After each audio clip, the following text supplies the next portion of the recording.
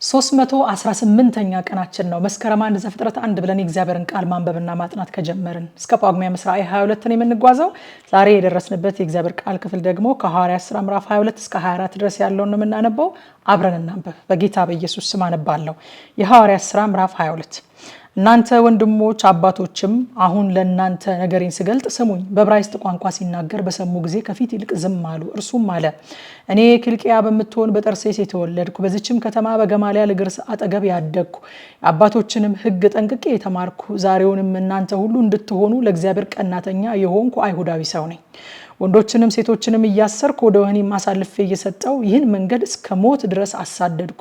እንዲህም ሊቀ ካህናቱ ደግሞ ሽማግሌዎቹም ሁሉ ይመሰክሩልኛል። ከነርሱ ደግሞ መልእክትን ለወንድሞቻቸው ተቀብዬ በደማስቆ ያሉትን ደግሞ ታስረው እንዲቀጡ ወደ ኢየሩሳሌም ላመጣ ወደዚያው እሄድ ነበረ።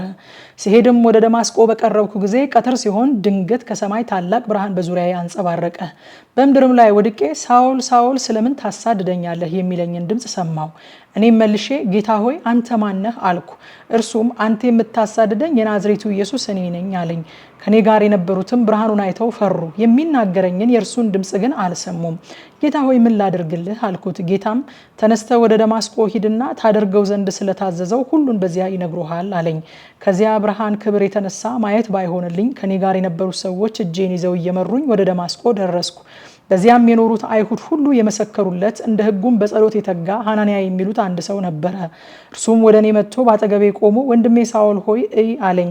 እኔም ያን ጊዜውን ወደ እርሱ አየው። እርሱም አለኝ የአባቶቻችን አምላክ ፈቃዱን ታውቅ ዘንድና ጻድቁን ታይ ዘንድ ከአፉም ድምፅን ትሰማ ዘንድ አስቀድሞ መርጦሃል። ባየኸውና በሰማኸው በሰው ሁሉ ፊት ምስክር ትሆንለታለህና አሁን ስለምን ትዘገያለህ? ተነሳና ስሙን እየጠራ ተጠመቅ፣ ከኃጢአትህም ታጠብ። ወደ ኢየሩሳሌምም ከተመለስኩ በኋላ በመቅደስ ስጸልይ ተመስጦ መጣብኝ። እርሱም ፍጠን፣ ከኢየሩሳሌምም ቶሎ ውጣ፣ ስለ እኔ የምትመሰክረውን አይቀበሉህምና ሲለኝ አየሁት። እኔም ጌታ ሆይ በአንተ የሚያምኑትን በምኩራብ ሁሉ እኔ በወህኒ አገባና ደበድብ እንደነበርኩ እነርሱ ያውቃሉ። የሰማዕትህንም የእስጢፋኖስን ደም ባፈሰሱ ጊዜ ራሴ ደግሞ ባጠገባቸው ስቆም ተስማምቼ የገዳዮችን ልብስ ጠብቅ ነበር አልኩ። እርሱም ሂድ፣ እኔ ወደ አሕዛብ ከዚህም ወደ ሩቅ አገር ልካለሁና አለኝ። እስከዚህም ቃል ድረስ ይሰሙት ነበረ። ድምፃቸውንም ከፍ አድርገው እንደዚህ ያለውን ሰው ከምድር አስወግደው በሕይወት ይኖር ዘንድ አይገባውምና አሉ። ሲጮሁም ልብሳቸውን ሲወረውሩ ትቢያንም ወደ ላይ ሲበትኑ የሻለቃው ወደ ሰፈሩ እንዲያገቡት አዘዘ። እንደዚህም የጮሁበትን ምክንያት ያውቅ ዘንድ እየገረፋችሁ መርምሩት አላቸው። በጠፈርም በገተሩት ጊዜ ጳውሎስ ባጠገቡ የቆመውን የመቶ አለቃ የሮሜን ሰው ያለ ፍርድ ትገርፉ ዘንድ ተፈቅዶላችኋልን? አለው። የመቶ አለቃውን በሰማ ጊዜ ወደ ሻለቃው ቀርቦ ይህ ሰው ሮማዊ ነውና ታደርገው ዘንድ ካለ ተጠበቅ ብሎ ነገረው። የሻለቃውም ቀርቦ አንተ ሮማዊ ነህን? ንገረኝ አለው። እርሱም አዎን አለ። የሻለቃውን መልሶ እኔ ይህን ዜግነት በብዙ ገንዘብ አገኘሁት አለ። ጳውሎስም እኔ ግን በእርሷ ተወለድኩ አለ። ስለዚህ ሊመረምሩት ያሰቡት ከእርሱ ወዲያው ተለዩ። የሻለቃውም ደግሞ ሮማዊ መሆኑን ባወቀ ጊዜ ፈራ፣ አሳስሮት ነበርና። በማግስቱም አይሁድ የከሰሱት በምን ምክንያት እንደሆነ እርግጡን ያውቅ ዘንድ አስቦ ፈታው። የካህናት አለቆችና ሸንጎም ሁሉ ይሰበሰቡ ዘንድ አዘዘ። ጳውሎስንም አውርዶ በፊታቸው አቆመው። የሐዋርያት ሥራ ምዕራፍ 23 ጳውሎስም ሸንጎውን ትኩር ብሎ ተመልክቶ ወንድሞች ሆይ እኔ እስከዚች ቀን ድረስ በመልካም ሕሊና ሁሉ በእግዚአብሔር ፊት ኖሬአለሁ አለ። ሊቀ ካህናቱም ሐናንያ አፉን ይመቱት ዘንድ ባጠገቡ ቆሞ የነበሩትን አዘዘ። በዚያን ጊዜ ጳውሎስ አንተ በኖራ የተለሰነ ግድግዳ እግዚአብሔር አንተን ይመታ ዘንድ አለው። አንተ በሕግ ልትፈርድብኝ ተቀምጠ ሳለ ያለ ሕግ እመታ ዘንድ ታዛለህን? አለው። ባጠገቡ የቆሙትም የእግዚአብሔርን ሊቀ ካህናት ትሳደባለህን? አሉት። ጳውሎስም ወንድሞች ሆይ ሊቀ ካህናት መሆኑን ባላውቅ ነው፣ በሕዝብህ አለቃ ላይ ክፉ ቃል አትናገር ተብሎ ተጽፏልና አላቸው። ጳውሎስ ግን እኩሌቶቹ ሰዱቃውያን እኩሌቶቹም ፈሪሳውያን መሆናቸውን አይቶ ወንድሞች ሆይ እኔ ፈሪሳዊ የፈሪሳዊም ልጅ ነኝ፣ ስለ ተስፋና ስለ ሙታን መነሳት ይፈርዱብኛል ብሎ በሸንጎ ጮኸ። ይህንን ባለ ጊዜ በፈሪሳውያንና በሰዱቃውያን መካከል ጥል ሆነ። ሸንጎም ተለያየ። ሰዱቃውያን ትንሣኤም መላክም መንፈስም የለም የሚሉ ናቸውና፣ ፈሪሳውያን ግን ሁለቱንም ያምናሉ። ታላቅ ጩኸትም ሆነ። ከፈሪሳውያን ወገን የሆኑት ጻፎች ተነስተው በዚህ ሰው ላይ ምንም ክፉ ነገር አላገኘንበትም፣ መንፈስ ወይም መልአክ ተናግሮት ይሆን ብለው ተከራከሩ። ብዙ ጥልም በሆነ ጊዜ ሻለቃው ጳውሎስን እንዳይገነጣጥሉት ፈርቶ ጭፍሮቹን ወርደው ከመካከላቸው እንዲነጥቁት ወደ ሰፈርም እንዲያገቡት አዘዘ። በሁለተኛውም ሌሊት ጌታ ባጠገቡ ቆሞ ጳውሎስ ሆይ በኢየሩሳሌም ስለ እኔ እንደመሰከርክ እንዲሁ በሮሜም ትመሰክርልኝ ዘንድ ይገባሃልና አይዞህ አለው። በጠባም ጊዜ አይሁድ ጳውሎስን እስኪገድሉት ድረስ እንዳይበሉና እንዳይጠጡ በመሐላ ተስማሙ። ይህንንም ሴራ ያደረጉት ሰዎች ከ40 ይበዙ ነበር። እነሱም ወደ ካህናት አለቆችና ወደ ሽማግሌዎቹ መጥተው ጳውሎስን እስክንገድል ድረስ ምንም እንዳንቀምስ ተረጋግመን ተማመለናል። እንግዲህ አሁን እናንተ ከሸንጎ ጋር ሆናችሁ ስለርሱ አጥብቃችሁ እንደምትመረምሩ መስላችሁ ወደ እናንተ እንዲያወርደው ለሻለቃው አመልክቱት፣ እኛም ሳይቀርብ እንድንገድለው የተዘጋጀነን አሏቸው። የጳውሎስ የእህቱ ልጅ ግን ደባቸውን በሰማ ጊዜ መጥቶ ወደ ሰፈሩ ገባና ለጳውሎስ ነገረው። ጳውሎስም ከመቶ አለቆች አንዱን ጠርቶ ይህን ብላቴና ወደ ሻለቃው ውሰድ፣ የሚያወራለት ነገር አለውና አለው። እርሱም ይዞት ወደ ሻለቃው ወሰደውና ይህ ብላቴና የሚነግርህ ነገር ስላለው እስረኛው ጳውሎስ ጠርቶ ወደ አንተ እንደወስደው ለመነኝ አለው። የሻለቃውም እጁን ይዞ ፈቀቅ አለና ለብቻው ሆኖ የምታወራልኝ ነገር ምንድነው ብሎ ጠየቀው። እርሱም አይሁድ ስለ ጳውሎስ ከፊት ይልቅ አጥብቀህ እንድትመረምር መስለ ነገ ወደ ሸንጎ ታወርደው ዘንድ ሊለምኑ ተስማምተዋል። እንግዲህ አንተ በእጅ አትበላቸው፣ እስኪገድሉትም ድረስ እንዳይበሉና እንዳይጠጡ ተማምለው ከእነርሱ ከ40 የሚበዙ ሰዎች ያደቡበታልና አሁንም የተዘጋጁ ናቸው፣ ያንተንም ምላሽ ይጠብቃሉ አለው። የሻለቃውም ይህን ነገር ለኔ ማመልከትህን ለማንም እንዳትገልጥ ብሎ ካዘዘ በኋላ ብላቴናውን አሰናበተው። ከመቶ አለቆቹም 2 ጠርቶ ወደ ቂሳሪያ ይሄዱ ዘንድ 200 ወታደሮችን፣ 70 ፈረሰኞችን፣ 200 ባለጦር መሳሪያዎችን ከሌሊቱ በ3ኛው ሰዓት አዘጋጁ አላቸው። ጳውሎስም ወደ አገረ ገዢው ወደ ፊሊክስ በደህና እንዲያደርሱት የሚያስቀምጡበትን ከብት ያዘጋጁ ዘንድ አዘዛቸው።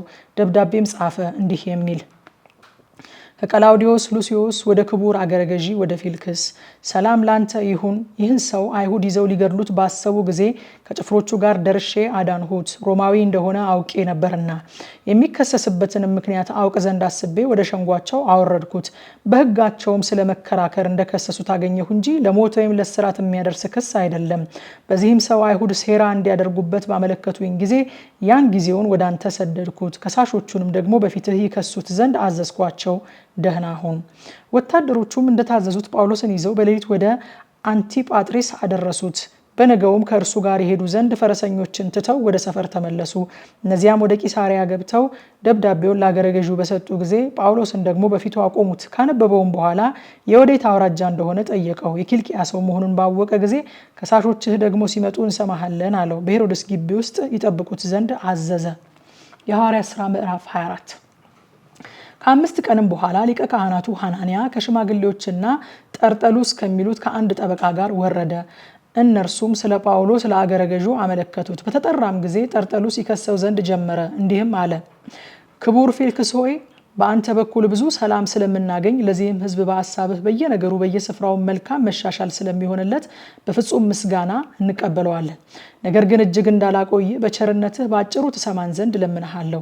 ይህ ሰው በሽታ ሆኖ በዓለም ባሉት አይሁድ ሁሉ ሁከትን ሲያስነሳ የመናፍቃን የናዝራውያን ወገን መሪ ሆኖ አግኝተነዋልና መቅደስን ደግሞ ሊያረክስ ሲሞክር ያዝነው፣ እንደ ሕጋችንም እንፈርድበት ዘንድ ወደድን።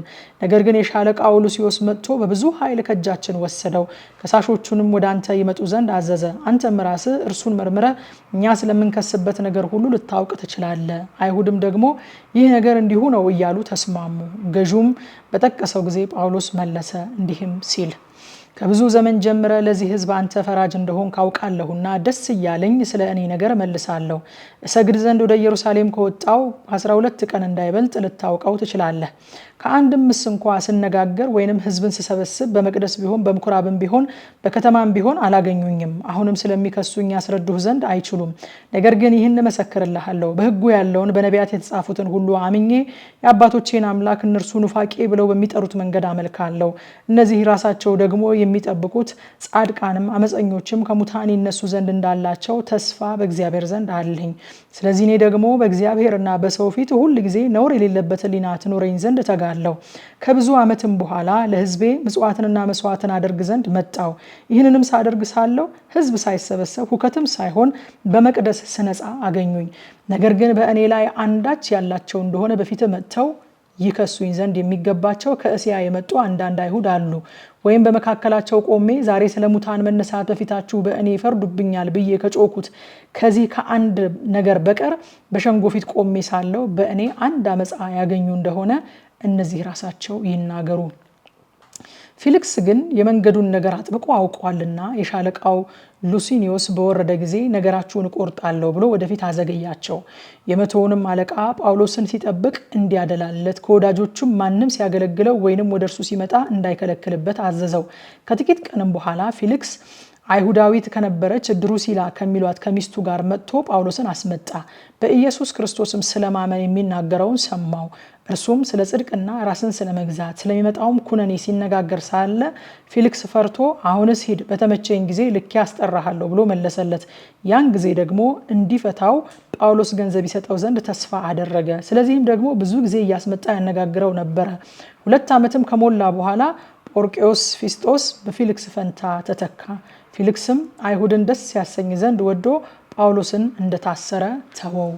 አሁን የተነበበው ክፍል በኢትዮጵያ አቆጣጠር ከምሽቱ 3 ሰዓት ላይ በቲክቶክ እና ቴሌግራም ገጻችን በቀጥታ ስርጭት በጥልቀት ይጠናል። ኑና አብረን እናጥና።